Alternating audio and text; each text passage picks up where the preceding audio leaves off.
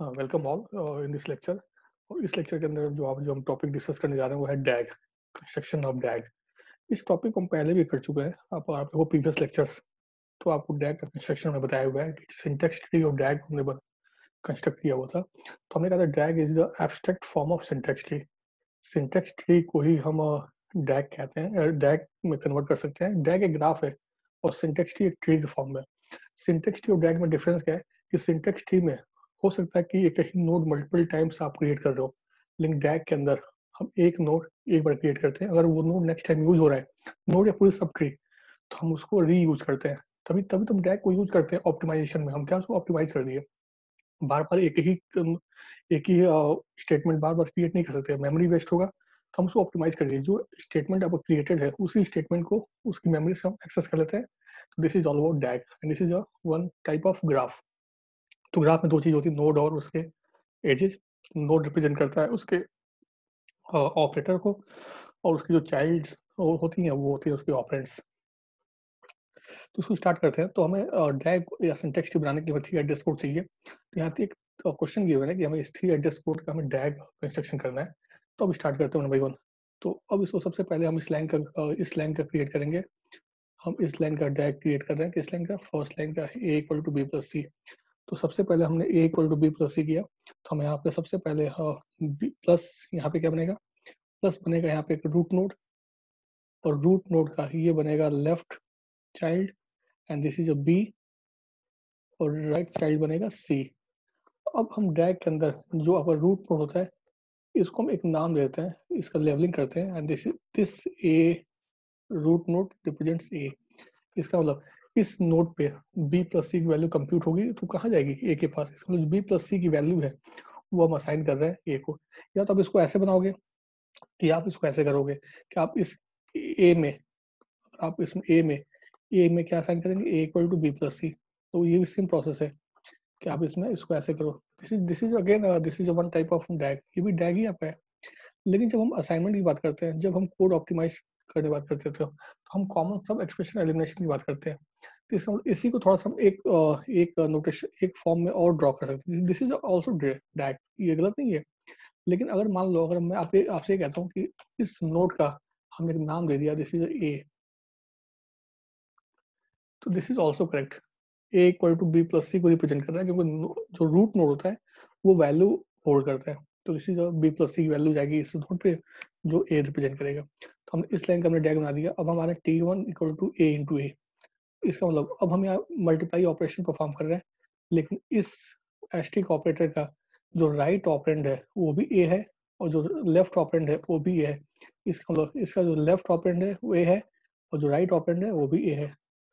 इसका मतलब जो भी ए प्लस बी प्लस सी यहाँ कंप्यूट है ए के अंदर, वो दो बार मल्टीप्लाई होगा, and this node is called T1। T1, तो दिस इज योर T1। अब इसके बाद हमने सेकंड स्टेटमेंट का हमने टैग बना दिया। अब हम थर्ड पे आ गए। थर्ड पे गया b equal to T1 plus a. T1 plus a कर रहे हैं, इसका मतलब हम प्लस ऑपरेटर अप्लाई कर रहे हैं। तो हमने प्लस ऑपरेटर यहाँ अप्लाई किया है, this is a plus, this is a plus operator. तो प्लस ऑपरेटर अप्लाई कर रहा है, तो दिस इज प्लस ऑपरेटर। अब प्लस ऑपरेटर में अगर आप देखो तो लेफ्ट ऑपरेंड क्या है? लेफ्ट ऑपरेंड आपका T1, तो दिस इज योर T1। तो हमने इसको लेफ्ट ऑपरेंड पास किया T1, और राइट ऑपरेंड क्या है? ए। इसका मतलब राइट ऑपरेंड के लिए ये यहाँ पे रिक्वेस्ट करेगा इस नोड से, तो यहाँ से ए मिलेगा, ए प्लस T1 होगा, and this is called this node is called b equal to T1। तो दिस इज बी, तो this is your third line DAG. अब आते हैं d equal to T1 asterisk b. T1 asterisk b, इसका मतलब T1 as a left operand और b से multiply हो गया। इसका मतलब अगर मैं बात करूं तो यहाँ एक एस्ट्रिक ऑपरेटर है, एंड दिस एस्ट्रिक ऑपरेटर में जो राइट ऑपरेंड है वो है, राइट ऑपरेंड क्या है? वो है बी। तो this is right operand B. B यहाँ क्रिएटेड है तो यहाँ से बी आएगा। और इसका लेफ्ट ऑपरेंड, अगर मैं इसके लेफ्ट ऑपरेंड की बात करूँ, तो इसका लेफ्ट ऑपरेंड आपका है T1। तो यहाँ से T1 को हमने यहाँ पे रिडायरेक्ट किया। आप ऐसे भी कर सकते हो, and this node is called d. तो this is a fourth statement DAG. अब T2 equal to C plus b. अब जो C प्लस बी कहो या B प्लस C कहो, दोनों सेम वैल्यू है। इसका मतलब T2 की वैल्यू क्या होगी, जो A प्लस बी की है, इसका मतलब हम क्या लिखेंगे, A कॉमा, तो यहाँ पे A कॉमा T2। इसका मतलब ये T2 को हम सिर्फ रीअसाइन कर देंगे इसके इसके नोट से, क्रिएटेड नोट से। इसका मतलब जो B प्लस सी कैलकुलेट हुआ है, वही B प्लस सी की जो वैल्यू होगी ए में होगी, वही बी प्लस सी की वैल्यू कहाँ होगी, T2 में। तो T2 equal to B C plus B. तो इसीलिए हम, मैंने आपसे क्या कहा था, डैग एक एब्स्ट्रैक्ट होता है, एक ऑप्टिमाइज फॉर्म है। अगर मान लो अगर मुझे इसमें इस स्टेटमेंट में अगर मुझे सी प्लस बी नहीं करना था, हम यहाँ क्या कर सकते थे, हम यहाँ पे सिंपल यहाँ ए लिख सकते थे, तब भी आपको सेम वैल्यू रिप्लेस होती है। इसका मतलब हम इसको बाद में इसको ऑप्टिमाइज करेंगे इसी डैग को देख के। तो हमने इसको बना दिया। अब इसके बाद ए equal to T1 plus T2। अब T1 ये है और T2 ये है। इसका मतलब A equal to T1 plus T2, तो ये हो गया आपका A प्लस। अब T1 में लेफ्ट ऑपरेंड आप क्या है, T1, और राइट ऑपरेंड क्या है, तो राइट ऑपरेंड आपका है A T2। तो this is your plus, this is called A and this is your 6।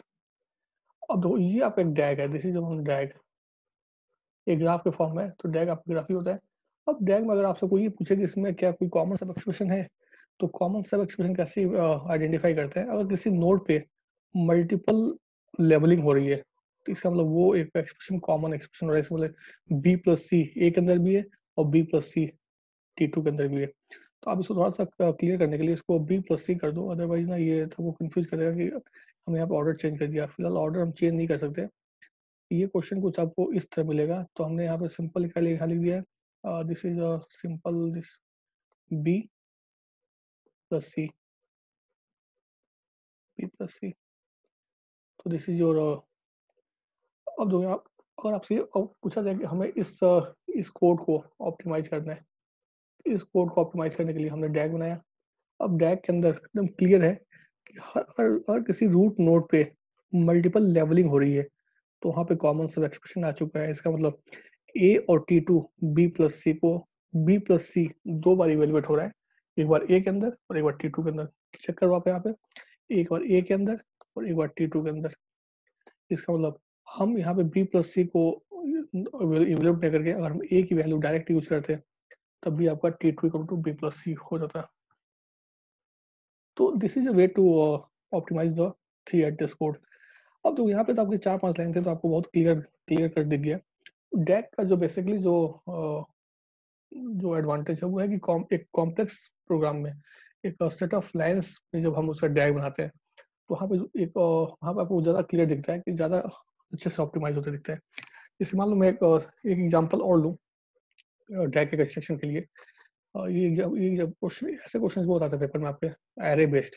तो एरे बेस्ड कोई क्वेश्चन है, तो मान लो यहाँ पे लिखा हुआ है T1 इक्वल टू ए, यहाँ मान लो लिखा x equal to A I plus into B I. अगर आपको इसका डैग बनाना है, तो इसका डैग कैसे बनाओगे, तो अब तो ये थ्री एड्रेस कोड नहीं है, दिस इज अ कोड। तो सबसे पहले आप थ्री एड्रेस कोड लिखो। हम अगर थ्री एड्रेस कोड की बात करें, तो सबसे पहले इसका हम थ्री एड्रेस कोड लिख रहे हैं। थ्री एड्रेस कोड कैसे लिखते हैं, तो स्टार्ट करते हैं।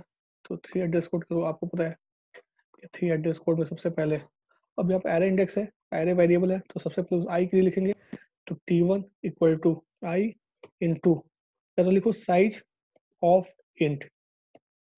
ये तरीका है, हमें पता है साइज ऑफ इंट 4 होता है जो जावा स्टैंडर्ड। तो T1 equal to 4 into I into 4, I into 2 भी कर सकते हो, 2 बाइट भी, 4 बाइट यूज करते हैं इंटीजर के लिए। तो T1 equal to 4 I into 4। अब देखो T2 लिख रहे हैं, T2 इक्वल टू, देखो यहाँ पे अब देखो ये मिस्टेक हो रही है, थ्री एड्रेस कोड हमेशा लेवलिंग फॉर्म चलता है। T2 equal to address of यहाँ लिखेंगे ए, तो this is T2 address of a. ठीक है, अब इसके बाद this is address of a T2। अगर इसको अगर हम ऐसे करें, address of a this is address of a plus कोई -4। इस तरह का एक्सप्रेशन अगर लिख रहे हैं, वैसे तो ये ऐसा यहाँ नहीं लिखा जाएगा, बट मान लो अगर ये हम लिख रहे हैं T2 एड्रेस ऑफ ए -4 या एड्रेस ऑफ ए, या आप इसको चलो आप इसको ऐसे रन दो और T2 एड्रेस ऑफ ए, ठीक है। देन थर्ड लाइन में अब हमें एरे क्रिएट करना है, एरे क्रिएट करना है T3 स्क्वायर में T1, मैंने बताया लास्ट लेक्चर में। देन 4 में again T4 address of B, address of B. Then fifth में अब हम T5 में एरे क्रिएट करते हैं, तो T4 ब्रैकेट के अंदर T1, ठीक है। अब इसके बाद सिक्स्थ में दोनों एरे बन चुके हैं, हमें क्या करना है, दोनों मल्टीप्लाई करना है। तो अब यहाँ पे T6 equal to T3 into T6 equal to T3 into T5 multiply कर दिया। और 7 में क्या करेंगे, x equal to T6 assign कर दिया। तो ये हो गया उसका 3 एड्रेस कोड। अब हम इसे डैग बनाना है, तो इसे डैग का कंस्ट्रक्शन करते हैं। डैग कैसे बनाएंगे, तो इसे डैग क्रिएट करते हैं। तो डैग कैसे बनाएंगे, सबसे पहले तो स्टार्ट करते हैं, और सबसे फर्स्ट लाइन का डैग बनाते हैं। तो ये i इंटू 4, सबसे पहले हम मल्टीप्लाई करेंगे, दिस इज मल्टीप्लाई। तो मल्टीप्लाई का जो लेफ्ट ऑपरेंड है, लेफ्ट ऑपरेंड क्या है, लेफ्ट ऑपरेंड है आपका आई, तो this is I, this is I and this is 4 and this is called T1, this is called T1 आपका हो गया। अब इसके बाद T2 क्रिएट करेंगे। तो अब यहाँ पे हम थोड़ा सा ये एज्यूमशन ले रहे हैं कि this is address of a, तो this is address of a, this is address of a खुद एक नोड है जो एक एड्रेस फाइंड कर रहा है। तो इसको थोड़ा सा बड़ा करते हैं ताकि आपको थोड़ा सा आपको दिख जाए। तो हम यहाँ पे सिंपल एक नोड बना रहे हैं, दिस इज, और इसके अंदर हम यहाँ नोट कर रहे हैं, दिस इज एड्रेस ऑफ ए। हमने इसको थोड़ा सा,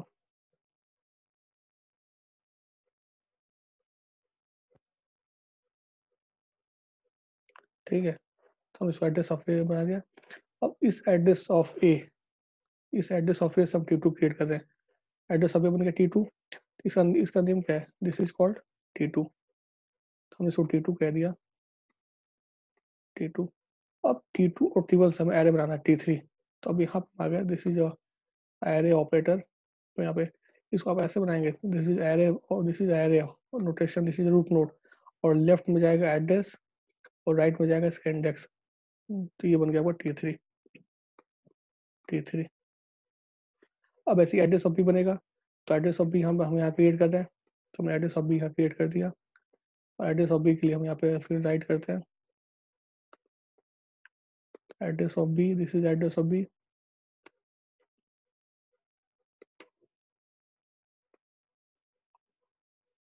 एड्रेस ऑफ बी, तो एड्रेस ऑफ बी हो गया। अब एड्रेस ऑफ बी ये क्या बनेगा, तो एड्रेस ऑफ बी बनेगा आपका, एड्रेस ऑफ बी ये बनेगा T4, तो दिस इज T4। तो T4 और T1 इससे बनाएंगे नेक्स्ट, तो T4 और T1, तो this is again array operator, this is array operator. ये जाएगा लेफ्ट ऑपरेंड और राइट ऑपरेंड क्या पास करेंगे हम, पास करेंगे हम T1, तो ये हो गया आपका T5, दिस इज T5। अब T3 और T5 का मल्टीप्लिकेशन, तो हम मल्टीप्लिकेशन क्या कर रहे हैं, मल्टीप्लिकेशन कर रहे हैं T3 और T3 आपका क्या है, T3 आपका लेफ्ट ऑपरेंड और T5 क्या है, राइट ऑपरेंड। तो ये मल्टीप्लाई हो रहा है और ये बन रहा है T6, तो दिस इज योर T6। अब T6 को अब हम असाइन कर रहे हैं, तो ये लास्ट इंस्ट्रक्शन तो आप ऐसे भी लिख सकते हो, T6 इक्वल टू ये हो गया x, this is x and this is your T6। तो आप ये एक बेसिकली एक डैग है। तो मैंने लास्ट में अगर आप देखो एग्जाम्स में मैक्सिमम मोस्टली एरे वेरिएबल के साथ ही एरे के साथ क्वेश्चन पूछा हुआ है। तो अगर एरे को यूज हो रहा है तो आप एरे को इस तरह क्रिएट कर सकते हो। तो this is your all about DAG. आप इस वीडियो को पॉज़ करके आप अपने आप एक बार ट्राई करो और देखो, और कुछ प्रॉब्लम आ रही है तो आप मुझे कॉल, मेल, मैसेज कर सकते हो। देन फिलहाल मैं इस वीडियो को यहाँ बंद कर रहे हैं और फिर देखते हैं नेक्स्ट वीडियो में हम कुछ और क्वेश्चंस करते हैं।